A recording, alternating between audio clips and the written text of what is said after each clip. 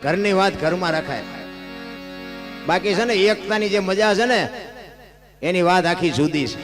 હું તો બેનો દીકરીઓને ખાસ કહું કે ઘરની આબરૂ વધારવી હોય ને તો બાપુ આપણું ઘરે માણા સારું હોય ને તો જ વધે એવું છે. બાકી મૂછનો વળ તો બધા બહુ દે છે, એ ઘરે જાય ત્યાં ખબર પડે. ચારે ઘોડીને દોરીઓ હાથમાં અપાવી દે બેઠા બેઠા રબડ ઘોડે ખેંચતા હોય, આપણે એમ ઘરે બહાર તો ધોકા પસાડે છે. રાજસ્થાનનો એક પ્રસંગ તમને કહું. ભાટી દરબાર અને બાપુ મોટો માણા એના ઘરે પ્રસંગ છે કે લગ્ન પ્રસંગ છે. મોટો માણા અહીંયા મહેમાન તો બધા મોટા જ આવે, હારા હારા માણસો બાપુ, બહેનો ભાઈઓ બાપુ, ઘરેણા કપડા જોડા ઠઠારો કરી અને હારા હારા વાહન લઈને આવ્યા. એકડા ઠઠ કચેરી ભરી છે, બેન્ટ વાજા વાગે, ઢોલ શરણાયું વાગે, અબેલ ગુલાલ ઉડે, બેન્ટ વાજા બધી બાટી બોલે. વચ્ચે આમ પડદો રાખ્યો, એક બાજુ પુરુષો બેઠા છે, એક બાજુ બેનો બેઠા છે. પણ બેનો બાપુ આમ અટળક ઘરેણા ભાંગી પડે એવા ઘરેણા પહેરી પહેરીને બાયુ બેઠી છે ભાઈ. એમાં એક બેનની માથે એક નાકની ચોંક સિવાય બાપુ એક રતી હોનું નથી.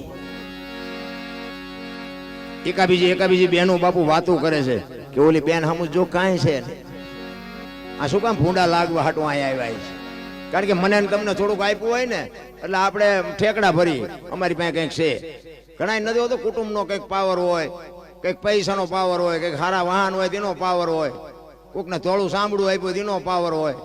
એટલે આપવા વાળો કોઈક બીજો છે, તમે શું ઠેકડા ફરો છો?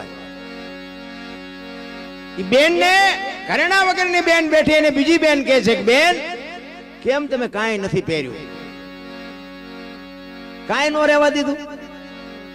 કે ભાઈ આ તો સમય છે, સમયની બલિયારી છે, હોય તો પહેરાય, ન હોય તો ન પહેરાય.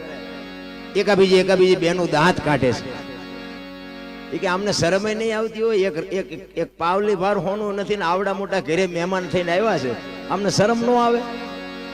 એ બેન ને બાપુ વાઠી હોય તો લોહી ન નીકળે, ઉપર બેઠી છે શાંતિથી. એ કે પણ બેન કાંઈક તો રાખવું હતું.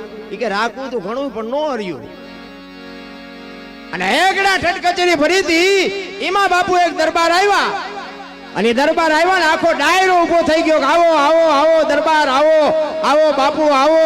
આખો ડાયરો ઉભો થયો. પછી આ ઘરેણા વગરની બેન હતી ને એને બીજી બહેનોને કીધું કે બાઈજી આ તમે ઘરેણા પહેર્યા છે ને?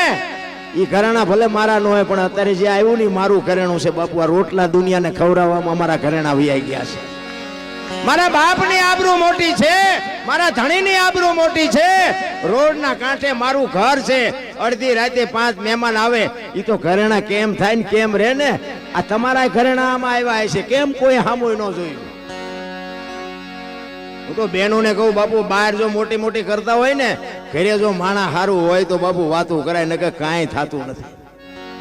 એક જગ્યાએ એમાં ભજનમાં ગયા હતા ને ભાઈ બાપુ, ઉલ્લી ભજન, ગામનું નામ ને ભાઈનું નામ ન દેવાય, નાયતનું ન કહેવાય, કોકને ખોટું લાગે. બાપુ એવો જો કે ભજના નથી, સારો ભજન ગાતો હતો. એમાં એના ઘરના માલમાં ભજનમાં છે તો એને ખબર હોય, બોલો ભાઈ કે અમને કાંઈ ખબર નથી.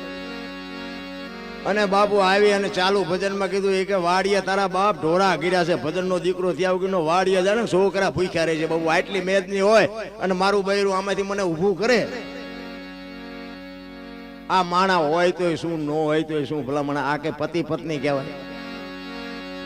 આવા તો કાંઈક દાખલા જોવા મળે.